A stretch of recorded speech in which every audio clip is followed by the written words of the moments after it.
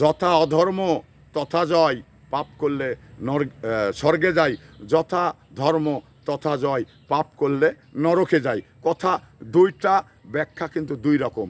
তো এবার মানে যারা অসৎ মানুষ, অসৎ পথের মানুষ, তারা কি বলেন যে অধর্ম মানে অধর্ম করলে স্বর্গে যাওয়া যায়, তাই না?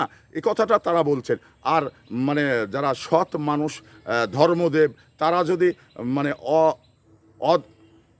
অন্যায় কিছু করা যায়, তাহলে কি বলছেন যে অন্যায় কিছু করলে মানে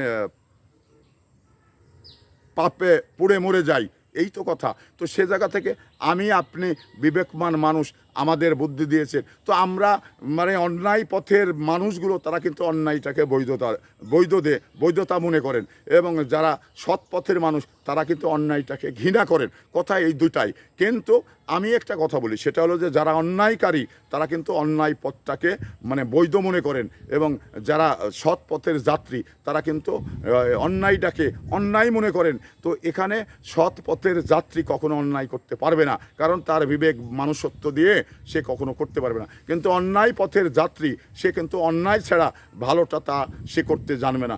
এটা মানে আমরা দুনিয়ার জিন্দেগিতেও দেখছি, এবং আমাদের সমাজে, দেশে এই ধরনের মানে কিছু মানুষ রয়েছে, তারা মানে এক একটা মানুষ এক একভাবে পথ অবলম্বন করেন।